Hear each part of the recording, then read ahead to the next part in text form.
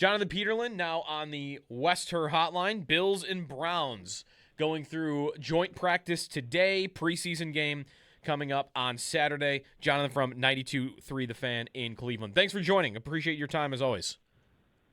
Hey, Joe. How's it going today, man? Pretty good. How about these Browns going into this year? What is this right back to a lot of Brown seasons, like pre-Mayfield Stefanski, where it's the bar is pretty low for the season? It's low, but it's at least encouraging, though. At least, I don't know, I feel that way. It's kind of a little bit of a disagreement here locally because there's so much young talent. And so obviously we don't have a quarterback. That's obvious to anybody that's paying attention. But we do have a lot of young players that are at least exciting. And so it feels like if 5.5 is what Vegas is saying, and I'm getting killed for being optimistic and being like, this could be a 7-win team. Still put that in proper perspective. A 7-win team is still not great, obviously. But that's kind of like the people drinking the Kool-Aid are in that world. Like 7 wins could happen, and that's about it. Right, which is maybe you get to December and you're in the hunt graphic is like a good season. Maybe for the Browns. I mean, how hard will that be for them if they don't have a quarterback? Also, how strong even should that if be? Are you pretty confident that they're not going to have it this year at quarterback, or is there some Sanders optimism for you? If it's Deshaun, they got no chance.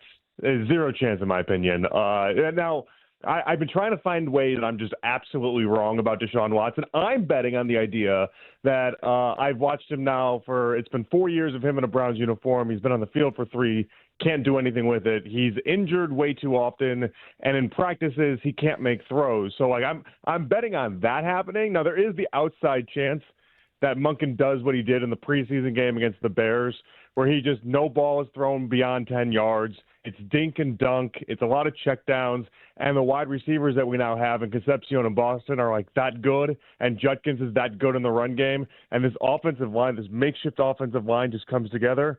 And there's just enough around him that'll make Deshaun Watson look better than maybe he really is.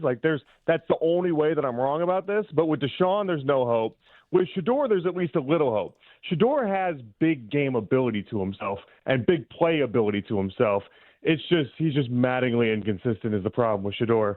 He'll have really, really strong, high-level NFL throws, and it'll be met by 2 plays later, something you wouldn't see backup quarterbacks do. So that's what Shedeur's got to get over. But so if Shedeur plays 13 games, let's say, if Deshaun starts and then after 4 games they pull the plug and then Shedeur plays, yeah, you got a better chance. But it's still not the greatest. What happened to Watson's ability? Like the off the field stuff was so bad, and I feel like there's a large contingent of fans that like, okay, this is karma. But like, why has it happened that he feels like he got to Cleveland and he lost the ability to basically throw the football? That's like the $230 million question. I wish if I could explain that, the Browns would hire me on the spot and be like, they give me a job. It's fascinating, Joe. It really is, because there's no reason why his ability should just be gone because he didn't play for 700 days. But I think the injuries are a big factor of this, and I think mentally it was a big factor in this. And so I think there's just a couple things that are constantly working against him. But I've had it explained and when you go to these practices. So like 15 days ago, he legitimately did look unplayable. We do our show every day from there this time of the year, and so like 2.5 weeks ago, legitimately looked unplayable. But you could still see there's like his arm isn't dead. He's still making passes. He's still making throws. It's just when you watch, there's like 15% of these throws that you'd never see him make previously in Houston. It just wasn't a thing. And when you talk to people around the Browns, that's what they'll tell you is like the idea that he has some ability there. It's just these like 15-20% of throws that are just inexplainable, that he never made in Houston, that are just ducks, that are just wildly inaccurate, that just account for nothing. And so that's part of the problem. And he just has not been able to erase those. Nobody knows why. So what do you think is most likely, that he starts the year and then Sanders comes in at some point in the middle? I would bet a lot of money on that being the result. Yeah. At this point, the Browns seem like they're pretty steadfast on that being the decision. They won't publicly say it yet, but it's all but over. Deshaun Watson will be the week 1 starter. And then Shador, the way that this works, you see, Joe, it's nice. In Buffalo, you guys get Josh Allen to play every single game. Very nice. I'm sure you guys remember before Josh Allen, though. And it's like, wait, hold on. How did 2 quarterbacks, 3 quarterbacks, 4 quarterbacks? How many can we get in here? And that's kind of the world the Browns are in right now. And so we're going to have Deshaun start. Hopefully then Shador comes in rather quickly, but we'll see how long of a leash that is. But yeah, it's going to be Deshaun and then it'll be Shador, and that'll be it. But I would bet a lot of money Shador plays more games than Deshaun this year. Yeah. Before we get back into the current team, Jonathan Peterlin with us, 92.3 The Fan. I spent some time earlier in our show this morning looking back on the Browns over the last 5 years. I mean, really the last 25 years. And I like Mayfield a lot, and I always have. And I wonder how much revisionist history you guys are doing, fans are doing with Mayfield and maybe even Stefanski. Because, I don't know, there's so many bad years in there. I said earlier, I feel like if they just sat still with those two, I don't know if they would have been challenging for Super Bowls, but they'd be challenging for playoffs and divisions a lot. And they just had to go make the Watson move, and it all blew up from there. Do you is that happening a lot? What if we had done it differently and just kept going with Baker? Yeah, your read on it is right, Joe. We do that a lot. It's a lot of what could have happened.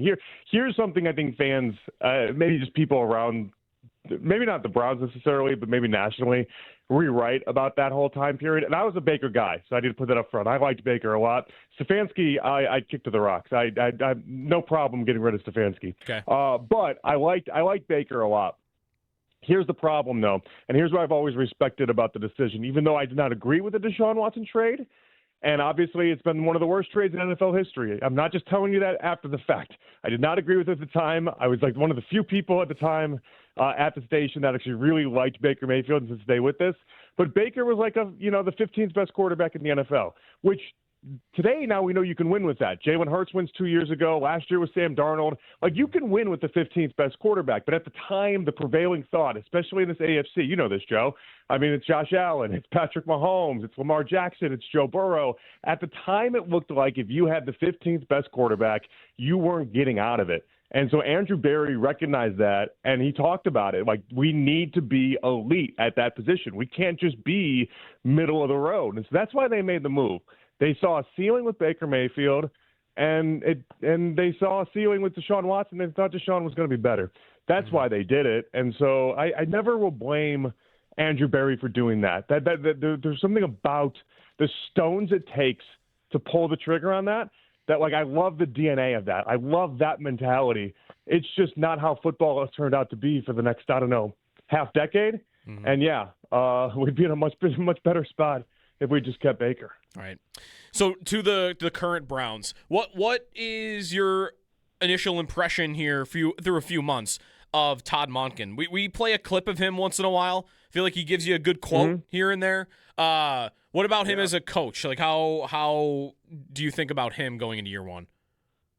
Old school football guy. I have no idea if he's going to suck or not week 1. I would be very surprised if he just flat out sucked because it's a him problem at this point.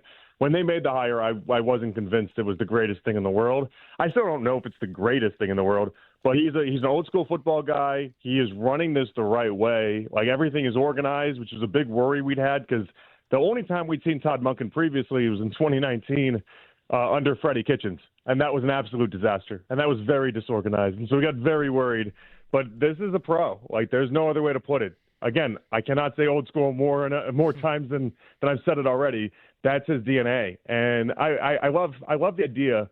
He recognizes himself. This is his one chance to be a head coach. Is it the greatest situation? Maybe not, but he's got one chance, so he's going to do it his way. And so there's something to respect about that. I think he is the right guy for the Browns right now. Doesn't mean he's the right guy 5 years from now, but he's the right guy right now. So with him at the helm offensively, he's been the offensive coordinator in Baltimore, obviously, for a couple of years. You mentioned in Cleveland before that. Outside of quarterback, I mean, there are things to like, right? Aren't the rookie receivers both getting rave reviews at camp, Denzel Boston and KC Concepcion? Oh, they're fantastic. It kind of rotates day in, day out, which one is making more jaw-dropping plays and which one is better to watch. Like, instantly. It's funny, Joe. Last year, instantly Harold Fannin, within like 3 plays, also Carson Schlesinger, who won Rookie Defensive Player of the Year, within like 3 plays of being in the field, you're like, oh, that's an NFL player. That's very obvious. How did everyone in the NFL draft just sleep on this guy? Same thing we're kind of talking about with Concepcion in Boston, especially Boston going into the second round. When you watch him play out there, you're like, how did this guy make it to the second round? Yeah, he's absolutely incredible. And so, yeah, there's a lot of hype around the rookies. It seems like for the second straight year, Andrew Berry did a nice job in this draft class. Yeah, at the risk of alerting my 12 fantasy leagues to this, but I love Harold Fannin. I mean, he's one of those guys, right? Like third round pick, and then he just got 100 targets like right away and was really strong year one. Go ahead. I mean, we have no backup. We have no backup tight end at this point. We have 5 backup tight ends, which we have no backup tight ends. Like Harold Fannin's going to get a bunch of footballs thrown in his direction, and especially if Shador's in there. By the way, once Shador gets in there, if you don't see as much of an uptick with Deshaun, once Shador gets in there, Shador loves Harold Fannin. Yeah, Fannin, one of those guys who put up insane college numbers at the end, but he played at, I think, Bowling Green, right? Like small school. Bowling Green. That's probably why, he fell. For big reason for it. He had a 1,500-yard season at Bowling Green State. Right, that's a tight end. At running back in the run game, I guess this may be more of an offensive line question because Judkins is good and talented, but I remember maybe like end of Mayfield and into when it's Flacco and, the last couple of years, there were times where the Browns had like the best offensive line in football. Is that the opposite now? Like where are they on that front, plus where the run game kind of mixes into that? It's hard to know, only because we have 5 new offensive linemen this year. So all of them. So it's one of those things. All of them. Yeah. It's the first time in NFL history, or at least in 1970s, the stat on it, that a team has just turned over all brand new offensive linemen. I actually think it's going to look very similar to how Chicago looked. The Bears had 4 new offensive linemen last year, and for the first 4 weeks was just absolutely atrocious.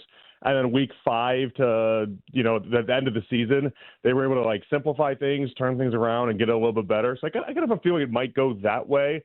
I don't know to the level. The Bears have more talent on that offensive line than what the Browns have, but it'll look better. I think the first 4 weeks is going to be pretty bad, though. So Judkins might be in like an Ashton Genty of last year or even a Judkins of last year type scenario where the offensive line just doesn't do him any favors, and that might have to be his reality. They got good guys. Spencer Fano, obviously top 10 pick at left tackle. We'll see what happens there, but it's just, this was just haphazardly put together. It's one of the few concerns that if you want to tell me the season just goes absolutely sideways for reasons outside of the quarterback, that I have to pay attention to. Last thing for you, Jonathan, before we let you go. The defense, there are a lot of names to like there, and obviously no Myles Garrett anymore, but they get Jared Verse back. How good would you expect the defense to be this year? It's that, again, another one of those things where it's like they could be 15th. They could also be, hey, maybe the Myles drop-off isn't that large. Jared Verse has been phenomenal. I need to make that abundantly clear. I don't know what happens with losing Jim Schwartz, though. I don't. Rutenberg, the new DC, I just don't know how that's going to go. And so I would bet better than not they're around league average. I don't think they're going to be dominant, but Jared Verse has been phenomenal in camp. You still have Schlesinger. Denzel Ward's still one of the best players in the sport for a reason. They just paid Grant Delpit a lot of money. Like, there are so many good players on this defense. Depth is going to be an issue, but there's so many good starters on this team. And Ward signed an extension, right? So, like, if they're bad during the year, he's not going anywhere? Yeah, no, he's gonna be here. Now the out on that essentially is basically not this year, but probably next year. If you wanted to go shopping for Denzel Ward, that'd probably be when you could do it. Jonathan Peterlin, 92.3 The Fan, at @JPeterlin on Twitter. Thanks, Jonathan, as always. Always appreciate the time. All right, thanks, Joe. Appreciate you. Bills and Browns joint practice at 1:20 today.